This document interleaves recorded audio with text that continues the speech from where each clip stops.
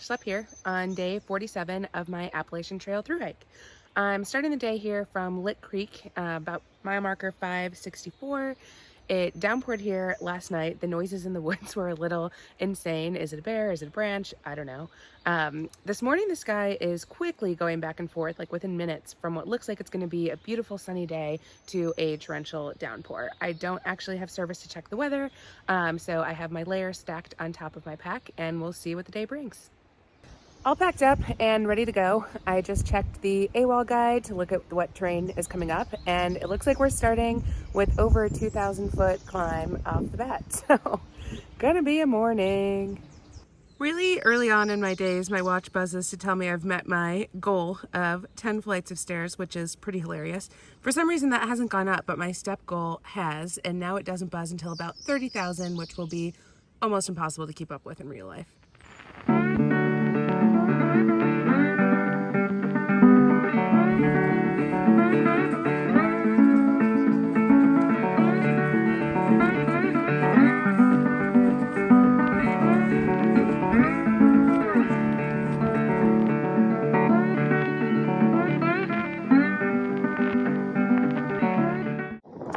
The weather ended up being perfect for the climb. It was sunny but windy, so it kept me cool. I came up to this chestnut knob shelter for lunch, and now again I'm saying I found my new coolest shelter on the AT. It actually has 4 walls, pretty warm in here, tons of bunk beds, picnic table for you to line your stuff up on. Kind of wish I hiked in last night to actually get to stay here. Even the view from the shelter is beautiful. As much fun as it would have been to stay at Chestnut Knob Shelter, it is way too beautiful of a day to not keep hiking on. The sun and the cold, what a perfect mixture for hiking.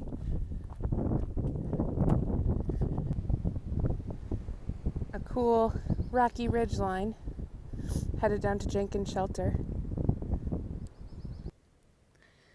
Found a cute little gardener snake. Reminds me of the ones I had growing up. I am so excited to come up on this water source. It's been 8 miles and I've been completely empty. I'm about to filter and chug it. Most of my gear has been holding up except for my continuously failing water system. I think the Sawyer that I got is just like defective out of the box. It's cleaned, backflush, hasn't frozen, and the trickle is just maddeningly slow. And today got this leak in my CNOC, which is now being held together by glue and duct tape. So I think it's time for me to consider a new brand. I am stopping at Jenkins Shelter for the night, about a 17-mile day, and I'm happy to report that today is the first day since my fall in the Grayson Highlands that I really felt 100%. So my jaw, my wrist, my knee, everything is feeling good. The 17 miles flowed today, and I felt like I could have gone further. I chose not to press on just because I'm not in a rush. I have a reservation for Tuesday at Woods Hole, which I'm excited about. It's meant to be the number 2 hostel on the AT, so should be fun. We'll catch up with friends there and take a 0. This week's topic is going to be health and fitness. I've had a lot of people ask about how I prepared for this and people who think that they can't do it, and I'm here to tell you that yes, you can. With some preparations, just getting healthy, getting in shape, there's not many people that can't take on the AT. So I'll share with you a bit about my routine, how I got ready, and how I'm staying healthy on trail. And we'll hear from others as well, just for some diverse opinions, because I know that there is a pretty wide range of people who put a lot of time and effort into exercise and fitness leading up to this. And then there's also people who are just as successful and pacing together who started this straight from the couch. I think I lean a little more towards the fitness and getting ready for this. But that's because I needed to. So if you're somebody who's generally in shape, maybe you could be a couch to trail person as well. Hi there, I'm Graveyard. I'm from Salt Lake City. I guess we're talking about fitness. So before I started on the trail, I was in the routine of getting up at 5 in the morning and hiking for hour and a half. So I think I was probably in a pretty good position on day 1 compared to most people on the trail. But what I've found is that due to all of the hiking and not eating enough, I think probably in the last month, 6 weeks, I've potentially lost 10 to 15 pounds, and I've been sticking more on the trail, so I haven't had a lot of town visits where I can splurge on beer and carbs and junk food. So been relying on mail drops mostly, so not overly hungry, but just not getting enough calories. So the other day I looked at myself in the mirror in the hotel room that I was staying, and I literally could see my rib cage, and I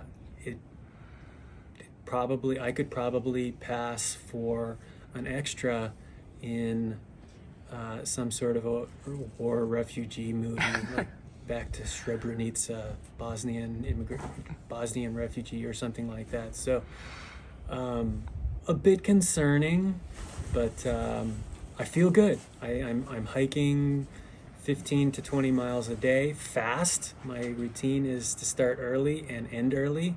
Yeah, that's it. I feel confident and everything, but I'm a little bit concerned about the weight. So I might have to sprinkle in a few more 0 and town days to get a few extra calories and carbs in the body. But other than that, so far so good. We're 580 miles in, I think, as of today. So yeah, more than a quarter of the way there. When I wake up in the morning and roll out of my tent, I have what is called the hiker hobble.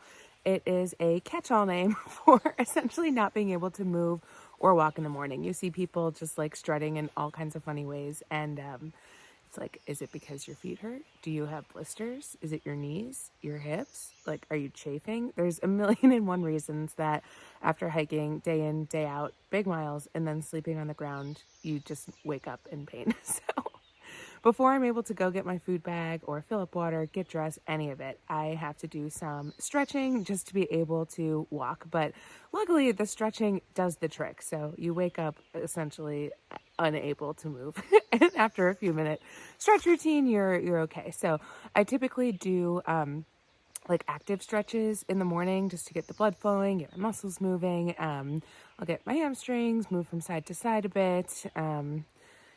Kick my heels, get everything going. And then at lunch and at the end of the day is when I do static stretches to stretch out everything that I tighten throughout the day.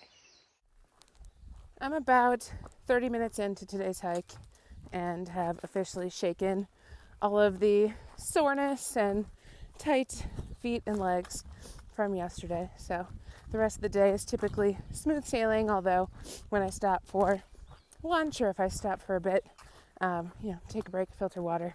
Usually it takes a minute to get back going again.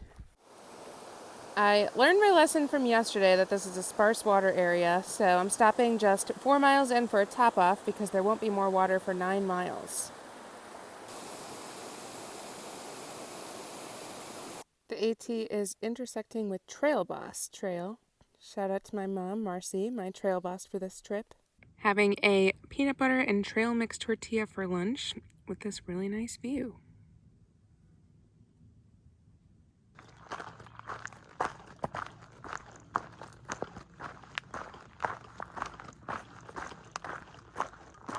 I just did a road walk up 612 and came to a tree that I appreciate. First, a trash can. I've been on trail since 3 days since being in town, so it was awesome to be able to throw away 3 days worth of trash to lighten my load.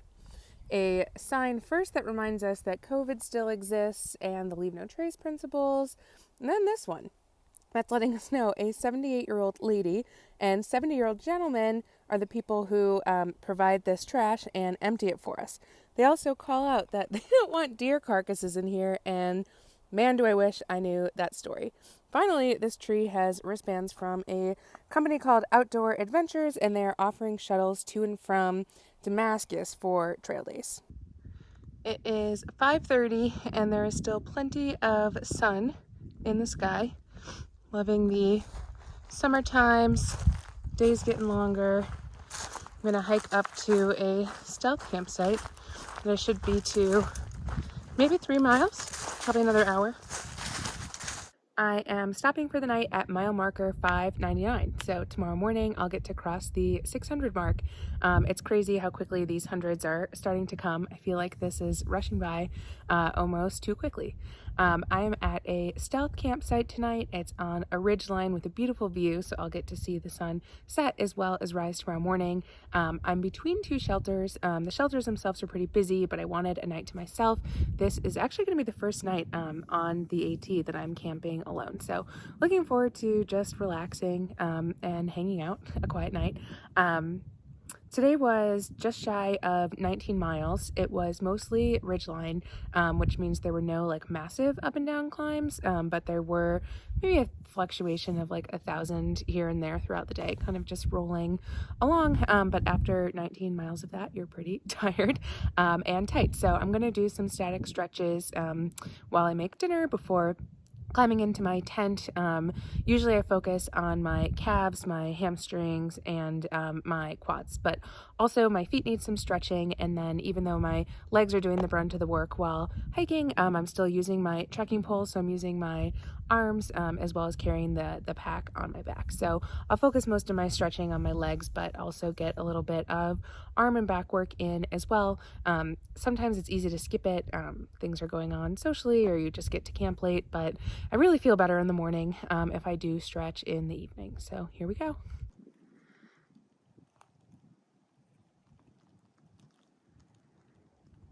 Good morning.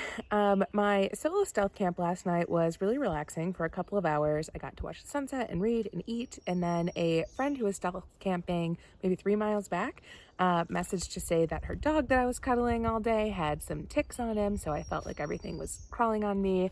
She also mentioned 2 murders that recently happened in this area and 2 attempted murders, and then threw in that there was a bear circling her tent. So just a few miles back, that freaked me out. So not much sleep was had last night, getting kind of a late start, but nonetheless need to hike 20 miles. I took a look at Guthook, the elevation profile for the day, and it's actually going to be really nice. It's only about 3,000 feet of elevation gain, which over 20 miles is not much at all. Yesterday, it was double the elevation gain and a few less miles. So the terrain really depends on, how the day goes or how difficult the miles are. So looking forward to today. Even though the elevation gain isn't terrible, still not too long ago, 20 miles would have freaked me out. I would have been preparing for weeks thinking about how am I going to do this hike in a day. But with the preparations that I did for the trail and now just being on trail and having the trail legs, 20 miles really isn't a big deal. There's nothing nerve-wracking about the day at all. It's actually supposed to be really nice out, so today's gonna be a lot of fun. When I was preparing, I was in a few different places over the past year. First, when I was in New York, I was in a 50-story high-rise, so I used the stairs as my training ground. So every day I would run up and down 3 times, which gave me 150 flights of stairs. I was slowly adding weight to my pack and slowly getting my time down, which helped lose a few pounds that I wasn't carrying on trail and build some leg muscles. Then over the summer, I was in cabins with friends, and it was great to actually be able to go out and hike, use more muscles, start using my arm muscles with the poles, again, have weight on my back, and be using all the muscles that I would be while hiking here. And then finally, the 4 months leading up to this, I was hanging out in Mexico. Guanajuato is a really cool city. It is in a valley, and then there's desert hills springing up around all sides of it. So the terrain was a lot different. It was a lot of rocks and sand. You weren't really seeing any trees, although there were some cactus. But it was great hiking. I mean, the elevation in town was like 6,600 feet, and then you got another 2,000 feet of gain walking up the mountain. So good work for my lungs and for my legs. That preparation got me to the point of being able to get through the first few weeks on trail without any injuries, without any major issues. My pace was actually a lot faster than some of the people that I started with. But now that I'm on trail, it's getting me in shape, just by being here. Every day when you're getting up and you're throwing that pack on and, hiking the miles, you're slowly getting stronger and stronger so long as you are avoiding injury. So it's May now. May 2nd, wow.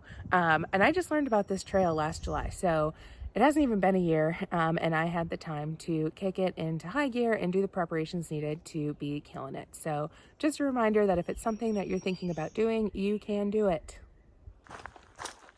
been a relatively flat day so far and isn't that warm yet. Since I got a late start coming out of camp, I took advantage and just did a little jog with my pack on, which felt good, and chewed through the first few miles quickly.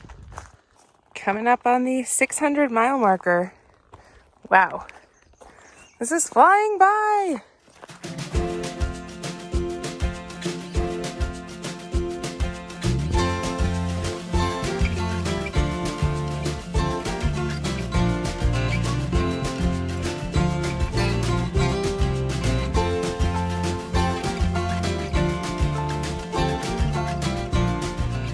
Trail is crossing this sweet suspension bridge. This bridge looks very well constructed, but given that it's a suspension bridge, it is shaky. Between me and the wind, it's actually kind of freaky. This is a fun, snaky little stream that I've been following for a while. There's a bunch of cool campsites around it, but it's supposed to rain tonight, so I'm gonna carry on the bit further and make it to the shelter. I left camp pretty late today, but still made it to Wapiti shelter 20 miles up pretty early. It's just before 6 now. I think I've finally reached the section of Virginia that is pretty flat. Today felt cruisy and there was so much green. It was really pretty to walk through. So I'm going to set up camp and make some dinner, rehydrating some mashed potatoes and a tuna packet. Exciting stuff. While I do that, I want you to hear from a new friend that I made today who puts the dehydrated foods and Snicker a day diet to shame and keeps yourself healthy on trail with a much better diet. All right, hey, I'm Dragon Sky. I like to eat really healthy on trail, which is like an anomaly. People look at me like I'm just from another planet, but I ship myself boxes and I have a lot of organic foods, couscous, jambalaya, coconut curry couscous. I've brought dehydrated coconut milk and other things from Amazon so I can put meals together. For snacks, I like to eat a lot of dried mangoes, dried fruits, nuts, no peanuts because I'm allergic, but I like to eat like almonds, pistachios, jerky. I don't do any types of candy or anything like that. I can't do it, and B, I wouldn't do it because it makes my body feel sluggish. And I believe how you eat affects how you are, and it affects my mental health as well. So I make sure that I'm always constantly, I snack every 20 minutes while I'm on trail, which is like impressive. So I carry like 16 snacks a day. Of granola bars and just really dark chocolate, like as dark as I can get it, because it's pretty healthy for you too. And I definitely try to drink at least before I go out, at least 1 liter of water to stay hydrated, because it's so easy, especially like when it's cold, to forget to drink water, and that's really, really important. So that's how I like to take care of myself out here, and also stretch before and after you hike, and roll out your muscles, because if they get too tight, you can get injured. So nice. Hey. Rumor has it there's been 2 murders and 2 attempted murders at this shelter. Luna and Dixie are trying to dig them up, see if they could find the bodies. Good morning on day 50. I've been in the woods now for 5 days, which means time for a short one. I'm going to do just 8 miles into Pearisburg and stay at Woods Hole. Walking into the hostel today with just 1 packet of ramen and 1 tuna. Finally figuring out how much food I need. This is what happens on the last day before resupply. You wake up and you roll into bed and you grab a ramen packet, which you eat raw with no seasoning, and then you defend it like you're enjoying it. It's good. It's like I am enjoying it. It's like a cracker. 2,000-foot climb complete. Hanging out up in the clouds. The idea was to leave camp early enough today to beat the rain, although it is so humid that I'm already drenched anyway, so bring it on, rain. The rooms at Woodhull Hostel are adorable. I feel like I'm at an actual bed and breakfast and not a hostel, so looking forward to a good night's sleep. Woods Hole has free yoga, and they grow a lot of their own fresh veggies that they cook organic breakfasts and dinners with.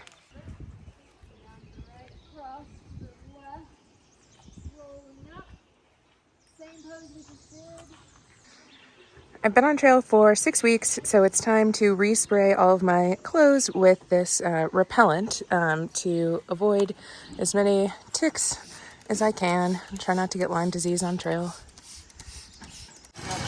We're at Dairy Queen, and some people are driving through the drive-thru, other people are on a ride-on tractor, and other people are walking, because Virginia's not having people inside, but I feel like this is more dangerous. Coffee time commences.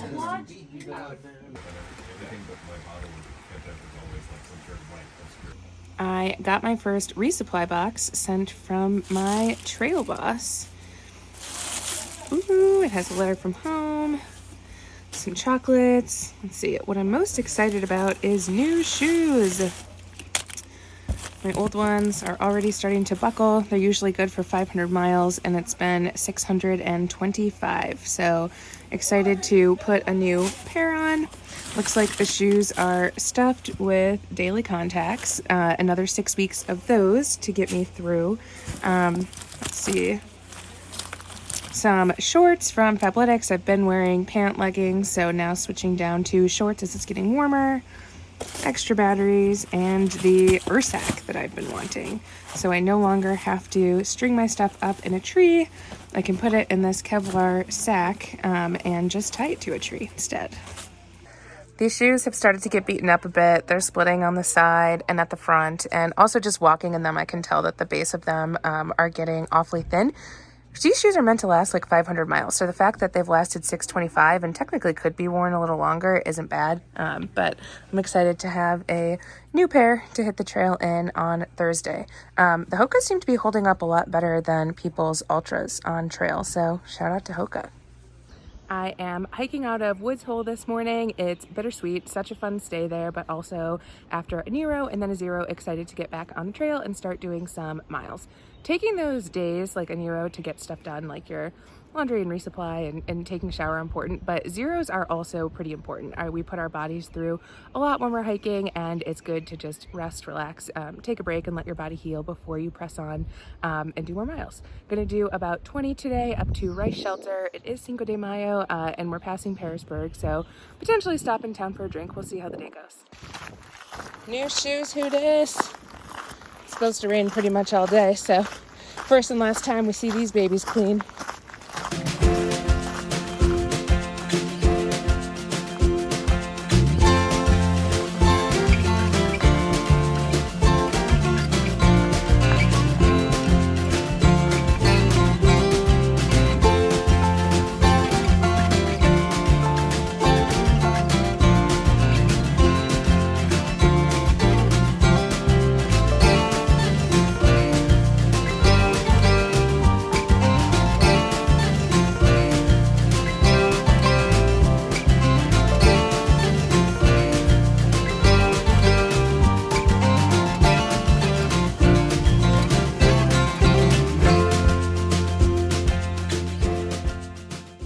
Got a new Sawyer in Pearisburg, hoping the third time is a charm. I am christening it with water from this adorable little waterfall. Good luck, little Sawyer. Yes, this is the flow you want. This is the most white blazes I've ever seen in a row. Must have been the spot where a lot of hikers were getting lost trying to go under the highway. Back on trail after a worthy stop at the Mexican restaurant. Only 8 more miles to Rice Shelter. So green, it's starting to feel like a jungle compared to where we started in Georgia when it was cold and there were no leaves on the trees at all. Just about at the shelter, seeing major storm clouds. Definitely staying inside tonight. Trying a new combo for dinner, a combination of stovetop, potatoes, french fried onions, craisins, and a gravy packet. Last night ended up getting really cold up at Ricefield Shelter. We were on a bald at a decent elevation. Even though in town it wasn't freezing, it hit that up in the mountains, and a lot of people had already sent their winter gear home. So it was a pretty miserable sleeping night for some people, which brings another point about fitness, is that it's not just getting your body ready and then staying, hydrated and nutrition and well stretched on the trail, but it's also a big mental game. Like having a terrible night's sleep, waking up to it at first still being cold, although now it's warmed up quite a bit, it's really hard to get out of your sleeping bag and get going. So it's those days when you really need to remember why you're on trail, remember all the positives, never get off when you're having a bad day, and just press on, put a smile on and start hiking and let the day be good instead of just remembering how terrible the night before was. Hey, I'm Ketchup. I'm awful at fitness. I kind of stretched my definitely splinty shin this morning. And I'm going to kind of start slow and wait for it to talk to me and then kind of change my demeanor from there. Don't do what I do. Yeah. I'll be walking the ridge for quite a while today. There is one big drop into a gap and climb back up to cap off about a 22 mile day. Got a good early start. The weather's supposed to be beautiful, so should be a good day. I am aborting my mission to continue on to the next shelter, and I'm stopping here 20 miles in at Wind Rock to watch the sunset over this awesome view in camp.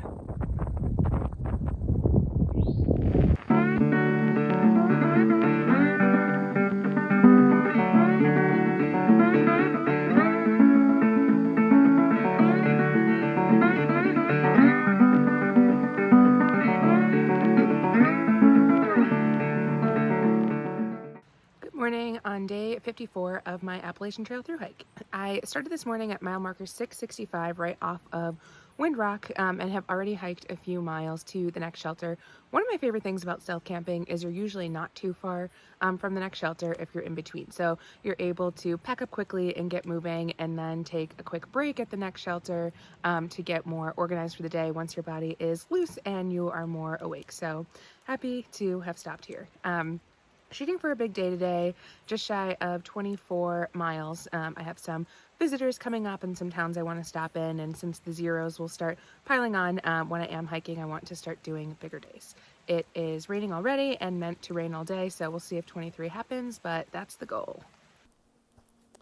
The sun came out, the terrain eased up. This 23 is actually going to be a pretty easy day. You never seem to be walking in woods for too long in Virginia before you have to cross a pasture, watch out for cow poop, see some cool houses.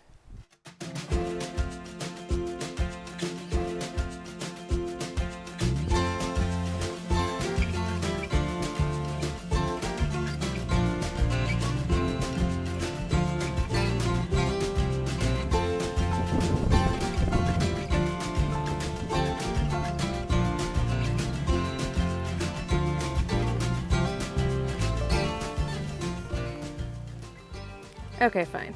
So the sun didn't last, but I could still do it in the rain. Today could be described as the one where I take my raincoat on and off, and on and off, and on and off. Trying to decide if sweating in it walking is worth it or if I should just get wet with the rain.